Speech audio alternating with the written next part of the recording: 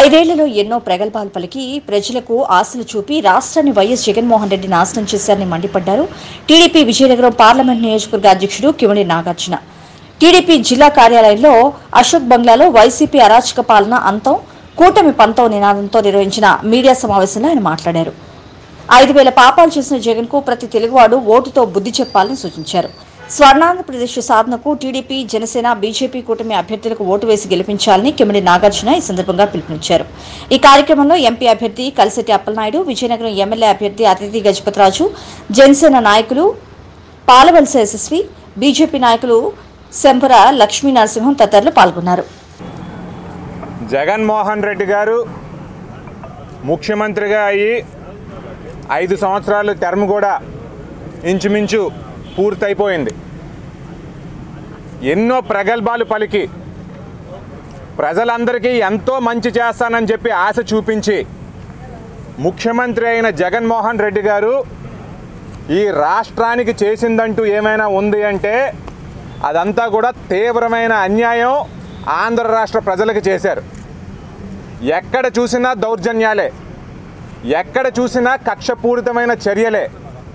జగన్మోహన్ రెడ్డి గారి ఆలోచనలన్నీ కూడా రాజకీయంగా ఎదుటి వాళ్ళని ఏ రకంగా అనగదొక్కుదామన్నది తప్ప ఈ రాష్ట్ర ప్రయోజనాల కోసం ఆయన ఒక్కరోజు కూడా ఆలోచించలేదు. నిజానికి జగన్మోహన్ రెడ్డి గారు ముఖ్యమంత్రి అయిన తర్వాత మన రాష్ట్రం దివాలా తీసింది అన్నది అక్షర సత్యం. మన రాష్ట్రం అన్ని రంగాల్లో కూడా వెనకబడిపోయింది అన్నది అక్షర సత్యం. మరి ఈ రోజున ఎన్డీఏ కూటమి ఏదైతే ఉందో మన రాష్ట్రంలో Bharatiya Janata Party, Telugu Desam Party, Janasena Party కూడా అన్నీ ఒక కలయికతో ఆంధ్ర రాష్ట్రం యొక్క ప్రజల ముందుకు రావడం అనేది జరిగింది. మరి ఈ కూటమంతా కూడా ఈ రోజున ఈ ప్రెస్ మీట్ పెట్టడానికి ముఖ్య కారణం ఈ కూటమి ఒక ఛార్జ్ షీట్ అనేది రిలీజ్ చేయడం జరిగింది. జగన్మోహన్ రెడ్డి గారు ఈ 5 సంవత్సరాల్లో చేసిన తప్పులేంటి, జగన్మోహన్ రెడ్డి గారు ఈ 5 సంవత్సరాల్లో చేసిన అన్యాయాలు ఏంటి అన్నది మరి ఆ రకంగా ఒక ఛార్జ్ షీట్తో ఒక బుక్లెట్ రిలీజ్ చేయడం అనేది జరగబోతూ ఉంది. మనం అందరం కూడా గుర్తించాల్సిన విషయం ఏంటి అంటే జగన్మోహన్ రెడ్డి గారు ఈ 5 సంవత్సరాల్లో ఎక్కడా కూడా అభివృద్ధి అనేది చేయలేదు. మన రాష్ట్రంలో ఏ ఒక్క పట్టణం కూడా అభివృద్ధికి నోచుకోలేదు. గ్రామాల్లో కనీసం ఎక్కడ కూడా సీసీ రోడ్లు వేయించుకోలేని పరిస్థితి, మౌలిక సదుపాయాలు రూపకల్పన చేయలేని పరిస్థితి, కనీసం పరిశుభ్రతను కూడా పట్టించుకోలేని పరిస్థితి.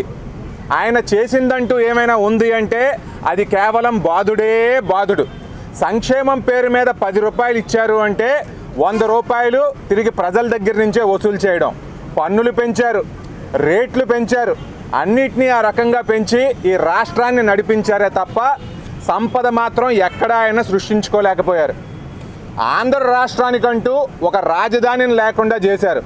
అమరావతి రాజధానిగా పెడతామని చెప్పి తెలుగుదేశం పార్టీ 2014లో చెప్పినప్పుడు బాగుంది అని చెప్పిన ఆయన ఈ 5 సంవత్సరాల్లో అమరావతి ప్రాంతాన్ని కానీ, విశాఖపట్నాన్ని కానీ, కర్నూలుని కానీ ఏ ఒక్క ప్రదేశాన్ని కూడా ఆయన అభివృద్ధి చేయలేకపోయారు. ఈ అభివృద్ధి చేయలేకపోవడం వల్ల ఏం జరిగింది అంటే పెట్టుబడిదారుడు అనేవాడు మన రాష్ట్రంలో నుంచి బయటికి పారిపోవడం జరిగింది. అందరూ కూడా కర్ణాటక వెళ్ళిపోవడం, లేదంటే తెలంగాణ వెళ్ళిపోవడం తప్ప మనకి ఇక్కడ కనీసం ఒక కంపెనీ కూడా రాలేదు.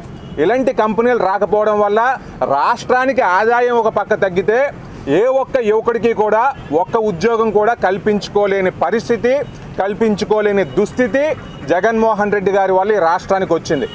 నా బీసీలు, నా ఎస్టీలు, నా ఎస్టీలు, నా మైనారిటీలు అని చెప్పి జగన్మోహన్ రెడ్డి గారు చెప్పుకునేవారు. మన రాజ్యాంగంలో బీసీల కోసం, ఎస్సీల కోసం, ఎస్టీల కోసం, మైనారిటీల కోసం సప్లాన్ నిధులు వేరేగా కేటాయిస్తే ఆ సప్లాన్ నిధులు అన్నిటినీ కూడా కాజేసిన వ్యక్తి జగన్మోహన్ రెడ్డి. వెనకపడిపోయిన వాళ్ళని ప్రోత్సహించడం కోసం ఈ సప్లాన్ నిధులు ఉంటే వాటిని కూడా దారి మళ్లించేసి అన్ని పథకాల్లో భాగంగా వీటిని ఖర్చు చేస్తున్నాను అని చెప్పి చూపించారు అంటే కనీసం జగన్మోహన్ రెడ్డి గారికి పరిపాలన దక్షత ఉందా లేదా అని చెప్పి నేను అడుగుతా ఉన్నాను. అదే రకంగా సంపూర్ణ మద్యపాన నిషేధం చేస్తాను అని చెప్పి గద్దె ఎక్కిన వ్యక్తి జగన్మోహన్ రెడ్డి. సంపూర్ణ మద్యపాన నిషేధం లేదు, మద్యం యొక్క సేల్స్ పెరిగిపోయాయి, మద్యం యొక్క రేట్లు పెరిగిపోయాయి, మద్యం విక్రయించే షాపులు పెరిగిపోయాయి.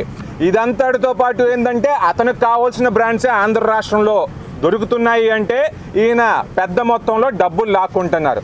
అంటే ప్రజల జీవితాలతో ప్రజల ఆరోగ్యాలతో ఆటలాడుకుంటూ ఆయన జోబీ నింపుకుంటున్న వ్యక్తి జగన్మోహన్ రెడ్డి అని చెప్పి ఇంకొకసారి మీ అందరికీ కూడా తెలియజేస్తున్నాను.